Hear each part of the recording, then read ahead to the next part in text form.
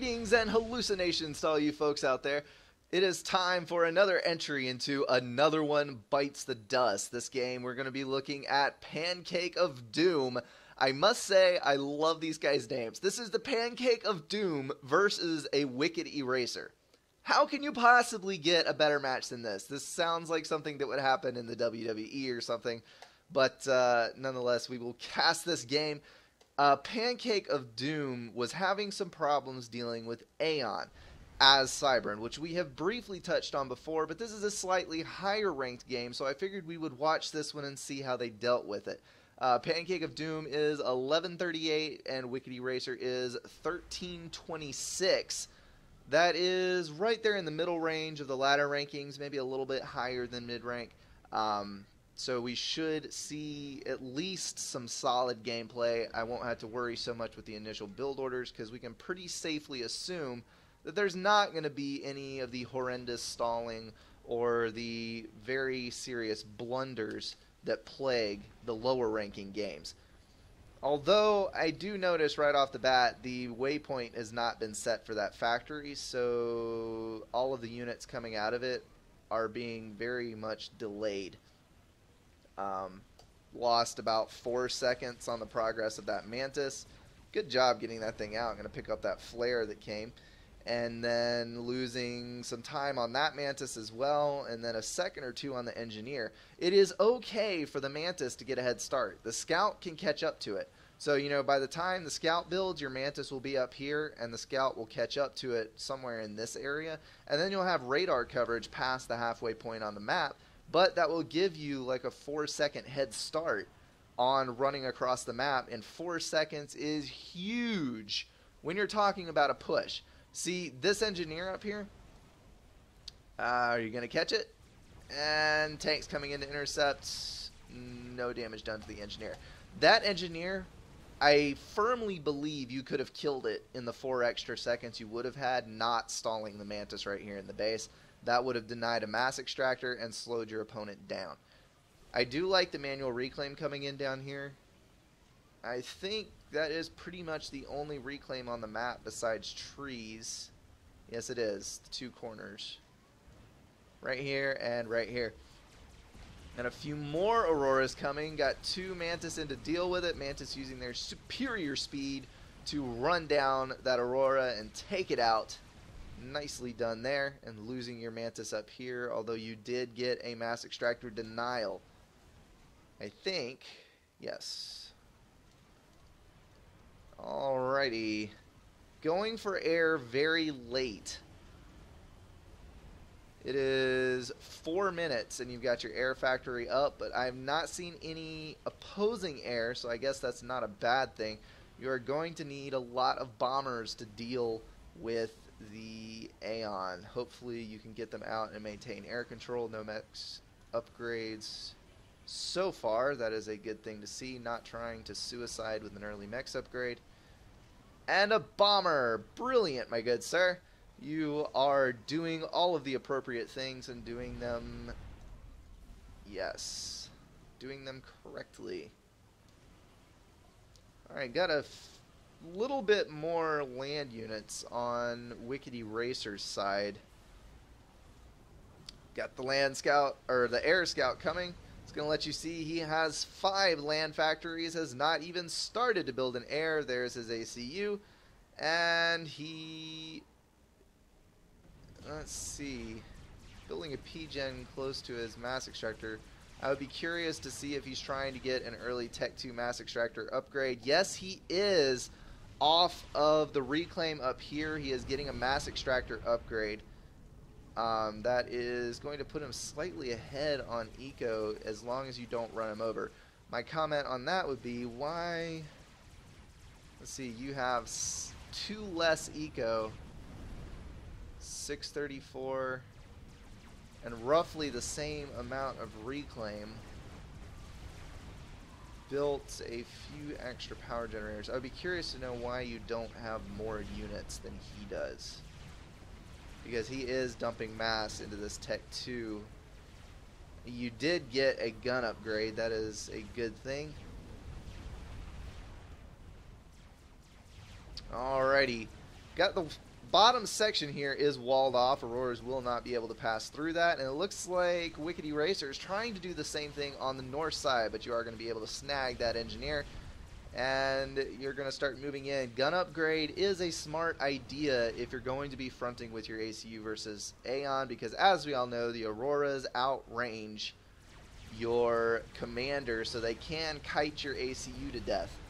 And we've got a hard push on this mass extractor upgrade. If you're going to go all in like this, honestly, I would pause the land factories very briefly. This was a bad time for an upgrade This was a bad time for a mass extractor upgrade regardless, because your opponent already has substantially more units than you do. Although I think you may be able to control it somewhat by producing enough bombers and forcing him to make anti-air. This is looking okay for now. I just don't know about that mass extractor upgrade. Just because he has one does not mean that you need one. I would say that. And right now you do not have enough build power. You have enough mass income to support another land factory, as long as you are reclaiming where there is reclaim available. Let's see, another serious mass dip. Tech 2 factory. That is a good choice again versus Aeon. Pulling Tech 2 land, the Rhinos do a brilliant job of dealing with Auroras, and he does have the range upgrade on that ACU. I would remind you that just because he has the range upgrade does not mean you need to retreat. You are still doing twice as much damage as he is. So if you can stay in the action and clear out some of the tanks that he has around himself, you might be able to force him out of that upgrade. Now, I do realize that you didn't really have any units to back you, but like I said, when you have... oh, he's getting the reclaim too. He's reclaimed far more than you have. Just kind of handed that upgrade to him without any contest whatsoever. And now this is trouble, because now he does have double gun, so that is giving him 200 damage per second and the extra range, and now we have issues.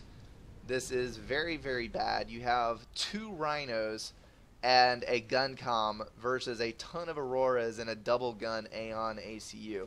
So this is going to put you in a very tight spot. I would be producing bombers like there was no tomorrow. Something that might come in handy, the Shift G attack command. I'm not sure if you... Ooh, not good, not good, not good. Shift G, if you select multiple bombers, hold down Shift, select multiple targets, and then press G. It splits up the attack order so all of the bombers don't hit the same one, and it allows you to micro bombers much more efficiently. You can select 5 bombers, rapid click 5 targets, hit G, and most of the time all 5 bombers will hit 5 separate targets, and it just lets you send waves of bombers in without having to individually click every single one. I love what you did with this, getting the stealth upgrade. I do not like what you're doing with this. You are replacing the gun upgrade with, well, that's gotta be Tech 2, when you already have a Tech 2 factory. And a gun commander is a great, fantastic thing to have, especially when you're dealing with Auroras. So basically, right here, you gave away the one advantage that your ACU has against Auroras, your range, in order to get an upgrade, which you already have over here. So this is effectively wasted mass for that gun upgrade earlier, and wasted mass again getting the Tech 2 when you could have just built a Tech 2 engineer and sent a couple of your T1 engineers to the front, and whatever you're planning on building with Tech 2, you could have done it with an engineer. And everything would have been done much faster than this is going for you. Minus 20. Again, prioritize your upgrades. Decide what you want and manage your eco, because when you're mass stalling this badly, upgrades like this take way too long, and you're going to start absorbing a lot of damage. I do like the hoplites and stealth. I love the hoplites and stealth versus the Aeon ACU. It looks like he has Tech 2 land, but as of yet, no air that has been scouted.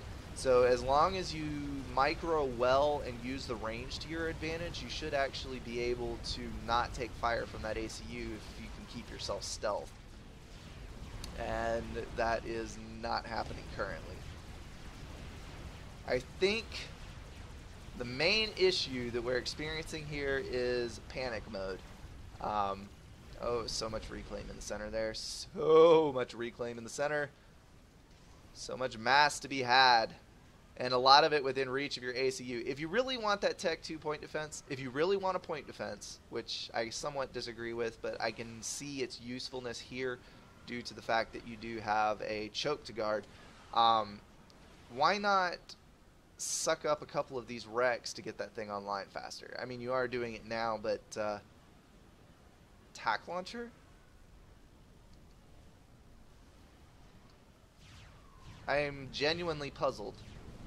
I don't understand the usefulness of a tack launcher. Tack launcher costs a lot of mass that could have been put into more tanks, because he is still mostly Tech 1 spam, and Rhinos absolutely obliterate the Auroras numbers-wise. As long as you're careful with your micro and you use stealth effectively, you could have won that quite easily.